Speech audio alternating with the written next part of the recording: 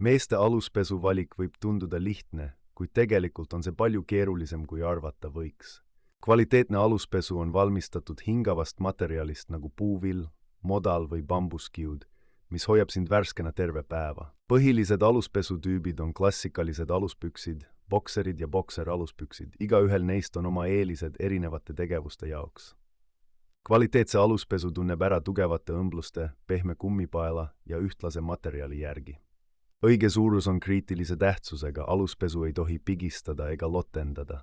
Aluspesu pesemisel kasuta õrna režiimi ja maksimaalselt 40 kraadist vett ning väldi kangpehmendajat. Korralik hoiustamine pikendab aluspesu eluiga, voldi need korralikult ja hoia eraldi sahtlis.